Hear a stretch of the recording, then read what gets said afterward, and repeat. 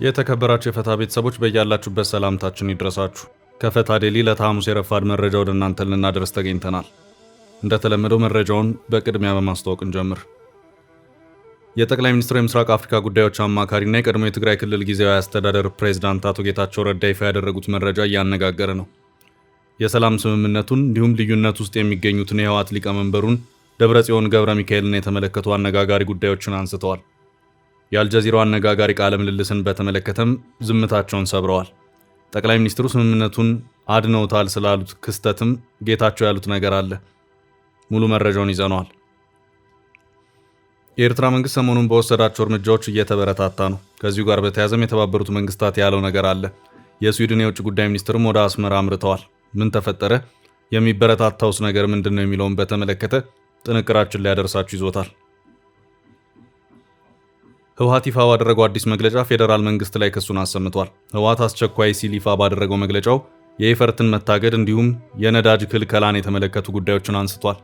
መረጃውን እናደርሳለን። ኢትዮጵያ ኒውክሌር ኃይል ማመንጫ ለመገንባት ከሩሲያ መንግስት ጋር ትብብር መመስረቷ ይታወሳል። ሁለቱ ሀገራት በሳምንት ወደ ፕሮጀክቱ የሚወስድ አንድ ተጨማሪ እርምጃ ሄደዋል። የኒውክሌር ኃይል ቴክኖሎጂ ሚስጥርን የመጠበቅ ስምምነትን ተፈራርመዋል። ሚስጥራዊ መረጃዎችን የመጠበቅ ስምምነት ወይም ኤንዲኤን ተከትሎ ወደ ተግባራዊ ንድፍና እቅድ እንደሚገባ ተሰምቷል። መረጃውን ይዘናል። ለቀናት በቀጠለው ግጭት የፖሊስ አዛዡ በተገደሉበት ጋምቤላ ክልል ጥብቅ ትዕዛዝ ተላልፏል። ውሳኔው ከጦር መሳሪያ ጋር የተያያዘ ነው። ይሰሙታል። ሰባተኛው ሀገራዊ ምርጫ በመጪው ግንቦት ወር 2018 ዓ.ም እንዲካሄድ ቀን ተቆርጦለት በብሔራዊ ምርጫ ቦርድ በኩል ይፋ ሆኗል። በትግራይ ፖለቲካ አውድ ውስጥ 50 ዓመታትን ያስቆጠረው ህወሓት የፖለቲካ እውቅናውን ያጣ ሲሆን ጊዜው እየሄደ ቢሆንም እስካሁን ባለው ሁኔታ እውቅናውን አስመልሶ በምርጫ የመሳተፍ ፍላጎት አልታየበትም። በትግራይ ከ7 በላይ ፓርቲዎች እየተንቀሳቀሱ ሲሆን አንደኛው ፓርቲ በቅርቡ በሰጠው መግለጫ ቅድመ ሁኔታን በማስቀመጥ የማይሳተፍ መሆኑን አስታውቋል። ጥንቅራችን በዚህ ዙሪያ ያሉትን መረጃዎች አሰባስቦ ይዟል። እስከ ፍጻሜው አብራችሁን ቆዩ። የምንለቃችሁ ዕለታዊ ትኩስ ዜናዎች እንዲደርሷችሁ ላይክ፣ ሼር፣ ሰብስክራይብ ማድረግ እንዳትረሱ። መሃል ፒያሳ ላይ እጅግ ድንቅ አፓርትመንት ለሽያጭ ቀረበ። የአማና ትሬዲንግ እህት ኩባንያ ከሆነው ሜሪት ሪል ስቴት በመሃል ፒያሳ ወዳጅነት ፓርክ አጠገብ በፖስቴሽን ቴክኖሎጂ እያስገነባናቸው የሚገኙ አፓርትመንቶችም ለሽያጭ አቀረብንላችሁ። ባለ 1 መኝታ ከ500,000 ጀምሮ፣ ባለ 2 መኝታ ከ840,000 ጀምሮ፣ ባለ 3 መኝታ ከ1.2 ሚሊዮን ብር በ10% ቅድመ ክፍያና ከረጅም ጊዜ የባንክ ብድር ጋር አቀረብንላችሁ። ለአጭር ጊዜ የሚቆይ እስከ 35% የሚደርስ ዳጎስ ያለ ቅናሽ የተዘጋጀ ሲሆን ባሉበት ሆኖ በዲኤችኤል ይጨርሱ። አሁኑን ይደውሉ። ለበለጠ መረጃ 0971 99171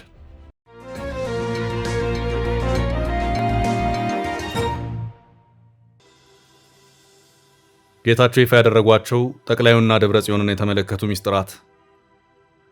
የጠቅላይ ሚኒስትሩ የምስራቅ አፍሪካ ጉዳዮች አማካሪና የቀድሞ የትግራይ ክልል ጊዜያዊ አስተዳደር ፕሬዝዳንት አቶ ጌታቸው ረዳ ይፋ ያደረጉት መረጃ እያነጋገረ ነው። የሰላም ስምምነቱን እንዲሁም ልዩነት ውስጥ የሚገኙትን የህወሓት ሊቀመንበሩን ደብረጽዮን ገብረ ሚካኤልን የተመለከቱ አነጋጋሪ ጉዳዮችን አንስተዋል። የአልጀዚራው አነጋጋሪ ቃለ ምልልስን በተመለከተም ዝምታቸውን ሰብረዋል። በዛ አፍሪካ ሪፖርት ላይ ባስነበቡት ጽሑፍ ላይ በርካታ ጉዳዮችን አንስተዋል። ጌታቸው ፕሪቶሪያ ጦርነቱን አስቆመ፣ ፖለቲካዊ የመጣውን ሰላም እያደፈረሰ ነው በሚል አርዕስት ስር ባስነበቡት ጽሑፍ ላይ በትግራይ የነበረው ጦርነት እጅግ የበዛ ሐዘን፣ ቁጣና ያልተቋጩ ጉዳዮችን ጥሎ ስላለፈ ማንኛውም ህዝባዊ ውይይት ያለፈን ሐዘን መቀስቀስ አይቀርም። የዚህ ማሳያም በአልጀዚራው ሄድ ቱ ሄድ መርሃ ግብር ከመሄድ ሐሰን ጋር ያደረግኩት ቆይታ ማሳያ ነው ብለዋል። በኢትዮጵያ ውስጥና ለኢትዮጵያውያን ስለ ኢትዮጵያ ትምህርት መስጠት በለመዱ በርካታ ኢትዮጵያውያን ባልሆኑ ወገኖች ዘንድ ቃለ ምልልሱ ማዕበል አስነስቷል ሲሉ አመልክተዋል። ከፊሉ ምላሽ የሚጠበቅ ነበር ሲሉ አክለዋል። ከፊሉ ምላሽ ደግሞ አጋላጭ ነበር። ጮክ ብለው ይደመጡ የነበሩት ክርክሮች እኔ ስላልሁት ነገር ሳይሆን የተለያዩ ቡድኖች የፕሪቶሪያው ስምምነት ምን እንዲሆንላቸው እንደሚፈልጉ የሚያሳዩ ነበሩ። ከቃለ መጠይቁ በኋላ ባሉት ቀናት ደጋፊዎችም ተቃዋሚዎችም ለንግግሬ ቃና የተለያየና የሚጋጭ ትርጉም ሰጥተዋል ሲሉ የጠቅላይ ሚኒስትሩ አማካሪ አመልክተዋል። ጥቂት ተቃዋሚዎች በጦርነት ጊዜ ከምናገራቸው ንግግሮች መውጣቴንና የለዘበ ቋንቋ መጠቀሜን እነሱ ለእኔ ከሰጡኝ ዓላማ እንደ ክህደት የቆጠሩት ይመስላል።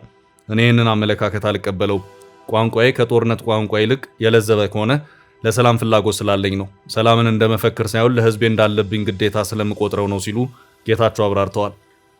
ጌታቸው ጨምረውም በትግራይና በመላው ኢትዮጵያ ፖለቲካዊ ውይይት እንደ ፍላጎት የሚተረጎም ይሆናል። ሰዎች ስምምነቱን ሲመቻቸው ይጠቅሱታል፣ ሲያሻቸው ደግሞ ችላ ይሉታል። ፕሪቶሪያ የተሰባበረውን ክልል ለማረጋጋት እንደ ማዕቀፍ ከመወሰድ ይልቅ በውስጥ ሽኩቻዎች እንደ መጠቀሚያ መሳሪያ እየተደረገ ነው ብለዋል። በኢትዮጵያ የቅርብ ጊዜ ታሪክ እጅግ አውዳሚ የነበረውን ግጭት ካስቆመ ከ3 ዓመታት በኋላም ዘላቂ ሰላም አሁንም በሙሉ እግሩ አልቆመም። ከኦክቶበር 23 እስከ ኖቬምበር 2 2022 ድረስ የተደራደረው የፕሪቶሪያ ስምምነት በዘመናዊ ኢትዮጵያ ፖለቲካ ውስጥ ትልቅ ውጤት ካላቸው ዲፕሎማሲያዊ ስኬቶች አንዱ ነው።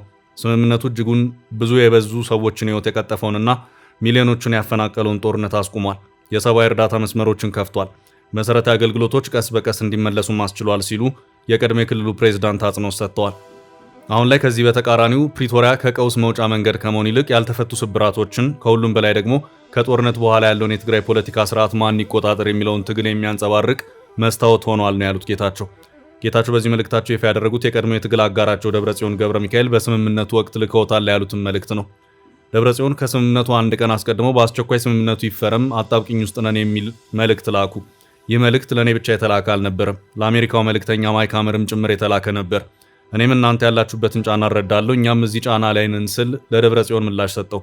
ጌታቸው እንደገለጹ ስምምነቱ ይፈረማል ተብሎ በሚጠበቅበት በማግስቱ ኖቬምበር 2 ደብረጽዮን በቦታው ያለው ሁኔታ ምን ያህል አደገኛ እንደሆነ የሚገልጽ ሌላ መልእክት ላኩ። የደብረጽዮን መልእክትም ሰላም፣ አዲግራት በጠላቶች እጅ ልትወድቅ ጫፍ ላይ ነች፣ የግጭት ማቆም ስምምነቱ ዛሬ መፈረም ከተቻለ ጥሩ ነው፣ ካልሆነ እንዴት መከላከል እንደምንቀጥል ስትራቴጂያዊ ውሳኔያችንን ዛሬ ማታ ወስነን ትግበራ እንጀምራለን የሚል ነው። በኋላ ላይ በትግራይ በተሰጡ ብዙ አስተያየቶች የልዑካን ቡድኑ ወልቃይትን አሳልፎ ለመስጠት እንደፈለገ ወይም ህገ መንግስታዊ የድንበር ጥያቄዎችን እንደተወ ይናገራሉ። ሆኖም እውነታው ይህ አይደለም ሲሉ ጌታቸው አመልክተዋል። በመጨረሻዎቹ ሰዓታት ለመፈራረስ የተቃረበው በፌዴራል ወገን ነበር።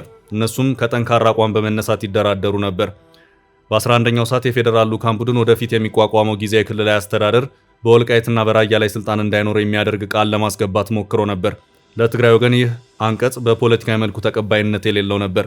ትግራይን ወይ ጥያቄዋን እንድትተው ወይም ከድርድሩ እንድትወጣ የሚያስገድድ ነበር። ያ ቃል በስምምነቱ ውስጥ ቢቀጥል ኖሮ ንግግሩ የመክሸፍ ዕድሉ ሰፊ ነበር። ስምምነቱ የዳነው በአመቻቾች ጣልቃ ገብነት፣ በቀድሞ የኬንያ ፕሬዝዳንት ኡሁሩ ኬንያታና በጠቅላይ ሚኒስትር አብይ አህመድ ወሳኝነት ነበር። አብይ ስምምነቱን ለማዳን ማገዛቸው ለአንዳንድ ትርክቶች የማይመች ሊሆን ይችላል። ነገር ግን እውነታው ይህ ነው ሲሉ አቶ ጌታቸው ረዳ አጽንኦት ሰጥተዋል።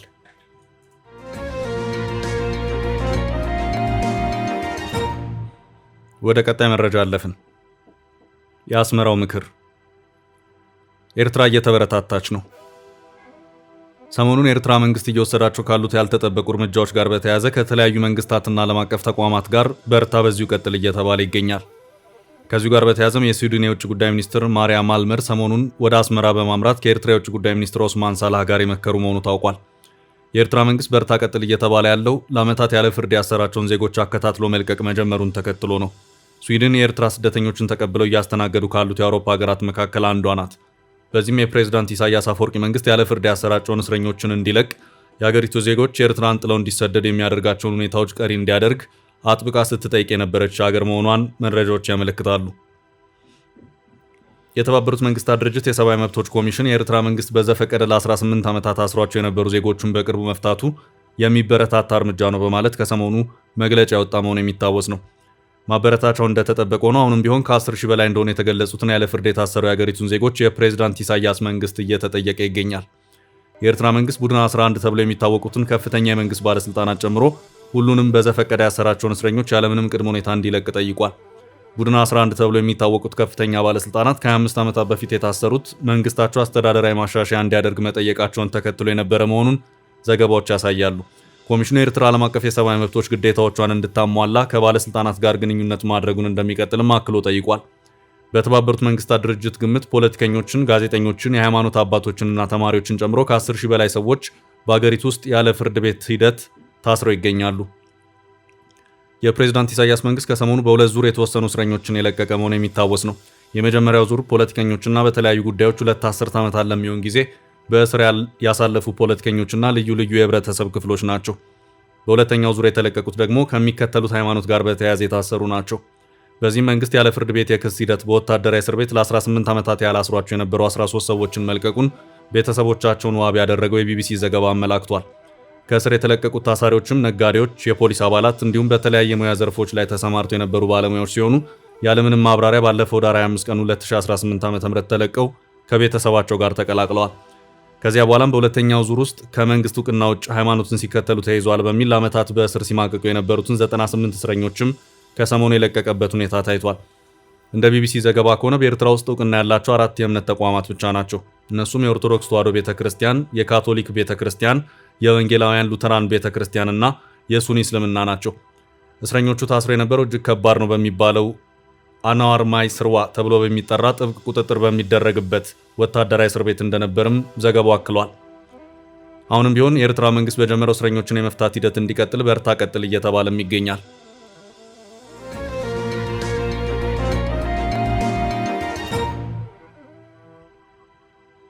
በቀጣይ ርዕስ በጀትና ነዳጅ ልቀቁልን።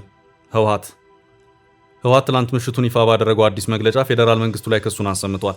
የኢትዮጵያ ፌዴራላዊ መንግስት በቅርቡ እየወሰዳቸው ያሉ እርምጃዎች በትግራይ ክልል ላይ ከፍተኛ ኢኮኖሚያዊና ሰብአዊ መዘዞችን እያስከተሉ ሲሆን ይህም የሰላም ስምምነቱን ወደ ጎን ያለ ነው ሲል ህወሓት አመልክቷል። የፌዴራል መንግስቱ በትግራይ ያቋረጠው በጀት የመንግስት ሰራተኞች ደሞዝ አለመከፈል፣ እንደ ጤና፣ ትምህርት፣ የውሃ አቅርቦትና የመሳሰሉ የህዝብ አገልግሎቶች መስተጓጎል ምክንያት ሆነዋል ሲል ህወሓት ክሱን አሰምቷል።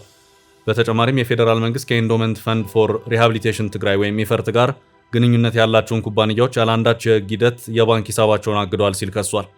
እነዚህ እርምጃዎች የኩባንያዎቹን ስራ ሙሉ ለሙሉ እንዲታገዱና በ10 ሺዎች የሚቆጠሩ ሰራተኞች ደሞዛቸውን እንዳያገኙ በማድረግ በርካታ ቤተሰብና ማህበረሰብን ለከፋ ኢኮኖሚ ችግር ዳርጓል ሲል አብራርቷል። የኢትዮጵያ መንግስት የትግራይ የነዳጅ አቅርቦት መገደቡን ተከትሎ የህዝብና የጭነት ትራንስፖርት፣ የኢኮኖሚ እንቅስቃሴዎች፣ የማህበራዊ አገልግሎቶች፣ የአደጋ አምቡላንስ አገልግሎት ከተስተጓጎሉ 10 ወራትን ተቆጥረዋል ሲል ህወሓት ጨምሯል። እነዚህ እግዶች ቀድሞውንም ደካማ የሆነውን ሰብአዊና ኢኮኖሚያዊ ሁኔታ የሚያባብሱና ለማገገምና ወደ መደበኛነት የሚደረገውን ጥረት የሚጎዱ ናቸው ሲል አክሏል። ህወሓት በዚህ መግለጫ የፕሪቶሪያ ስምምነት ሙሉ ለሙሉ በማክበር የታገዱ ገደቦች እንዲነሱና ዓለም አቀፉ ማህበረሰብ በጉዳዩ ላይ በአፋጣኝ ጣልቃ በመግባት መፍትሄ ይስጥ ሲል አጽንኦት ሰጥቷል።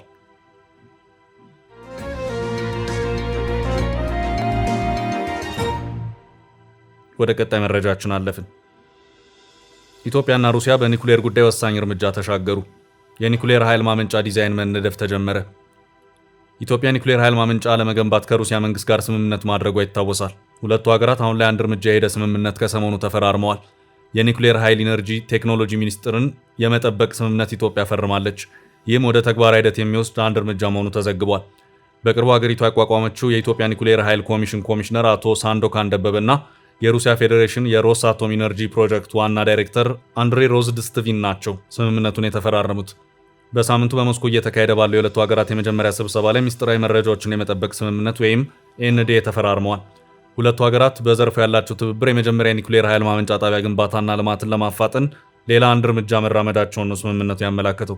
የኒኩሌር ቴክኖሎጂ ሀገራትን ብሔራዊ ደህንነት የሚመለከት ከፍተኛ ሚስጥራዊነት የሚጠይቅ እንደመሆኑ ቴክኖሎጂውን ለማጋራት የሚስማሙ ሀገራት ሚስጥር የመጠበቅ ስምምነት በተለምዶ ይፈርማሉ። ይህ ስምምነት ሀገራቱ የሚገነቡት የኒኩሌር ስራ ለመግባት እንደ ቅድመ ሁኔታ ሲሆን ቀጣዩ ስራ የሚገነባው የኒኩሌር ኃይል ማመንጫ ዲዛይን ወይም ብሉፕሪንት ወደ መንደፍ መሄድ ነው።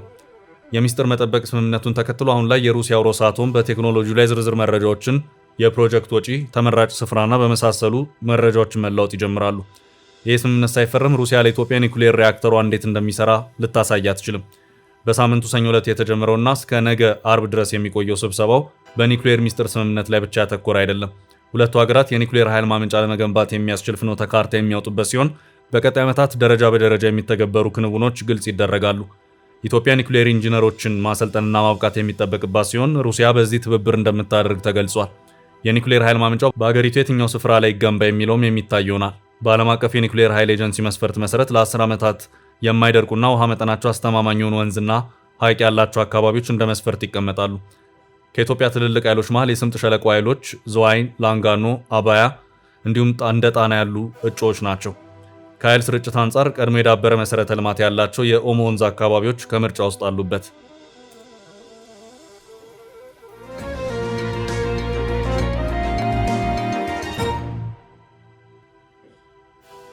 ወደ ቀጣይ ርዕሳችን አለፍን።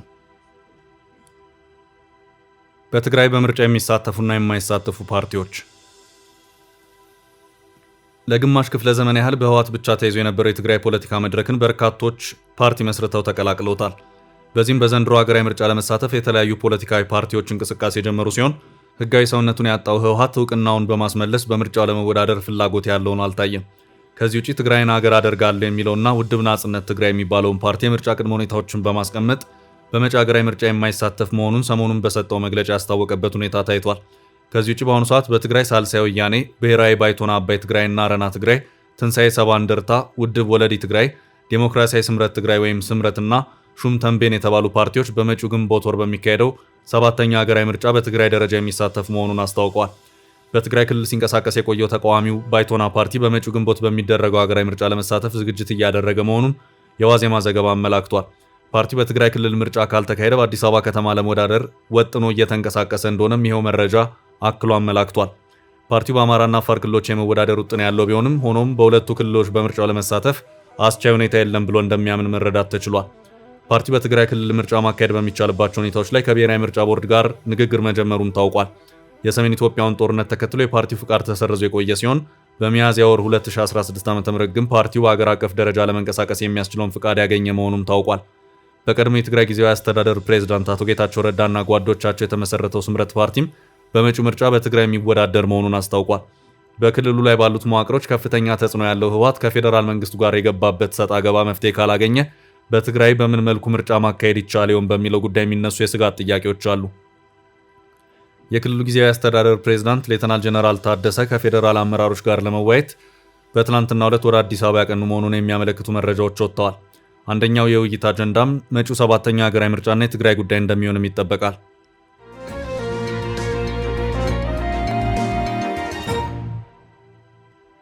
በቀጣይ ርዕስ የጋምቤላው ጥብቅ ትዕዛዝ። ለቀናት በቀጠለው ግጭት የፖሊስ አዛዡ በተገደሉበት ጋምቤላ ክልል ጥብቅ ትዕዛዝ ተላልፏል። ካለፉት ሳምንታት ወዲህ በዋና ከተማዋ ጋምቤላና በክልሉ የተለያዩ አካባቢዎች ውስጥ በሚፈጸሙ ጥቃቶች የተነሳ አለመረጋጋት መፈጠሩ ይታወቃል። የክልሉ ዋና ከተማ የፖሊስ አዛዥ በተፈጸመባቸው ጥቃት ሕይወታቸው ማለፉም ተዘግቧል። ይህንንም ተከትሎ በጋምቤላ ክልል ጋምቤላ ከተማ ረቡዕ ታኅሳስ 8 2018 ዓ.ም ከረፋድ ጀምሮ ተኩስ ይሰማ እንደነበር ነዋሪዎች ምስክርነታቸውን ለቢቢሲ የሰጡ ሲሆን በሰዎች ላይ ጉዳት መድረሱን መስማታቸውን ገልጸዋል። የጋምቤላ ክልል አስተዳደር ትናንት ረቡዕ ምሽት ባወጣው መግለጫ የክልሉ ሕዝብ ሰላም እንቅልፍ የሚነሳቸውና ግጭትና የሰው ሞት የሚያስደስታቸው ያላቸው በስም ያልጠቀሳቸው ኃይሎች ከሰሞኑ የጋምቤላ ከተማን ጨምሮ በሌሎች ወረዳዎች ትርምስ ፈጥረዋል በማለት የተከሰተውን ሁኔታ ገልጾታል። ጨምሮም እነዚህ ኃይሎች ሰዎችን በመግደል ተሽከርካሪዎች ላይ ጥቃት በማድረስና ሕይወት እንዲጠፋ በማድረግ የጸጥታ አካላትና አመራርን ኢላማ በማድረግ የተለያዩ ሙከራዎችን ማድረጋቸውን ገልጿል። መግለጫው የከተማዋ ፖሊስ አዛዥ ግድያ ባይጠቅስም የጸጥታ አካላትና አመራር በማለት በፖሊሶችና በአዛዡ ላይ የተፈጸመውን ግድያ አመልክቷል። በጋምቤላ ክልል በጸጥታ ስራ ከተመደበው የሰራዊት አባላት ውጭ የትኛውም የጦር መሳሪያ ይዞ የሚገኝና የሚንቀሳቀስ ግለሰብ ወይም ቡድን ላይ የጸጥታ ኃይሎች አስፈላጊውን እርምጃ እንደሚወስዱ የክልሉ መንግስት ጥብቅ ማስጠንቀቂያ ሰጥቷል። ወንጀል በመፈጸም የተጠረጠሩ ግለሰቦችን በቁጥጥር ስር ለማዋል የፌዴራልና የክልሉ የጸጥታ አካላት ሰፊ ስራዎችን እያከናወኑ መሆኑን የክልሉ መንግስት አስታውቋል። ውድ ቤተሰቦቻችን ለዛሬ ያዝንላችሁን ርዕሰ ጉዳዮች እዚህ ላይ ቋጨን። ላይክ፣ ሼር እና ኮሜንት በማድረግ ለቻናላችን ድጋፋችሁን መግለጽ እንዳትዘነጉ እያልን ከሌሎች መረጃዎች ጋር ደግመን እስክንገናኝ ቸር ያሰማን ስንል ተሰናበትን።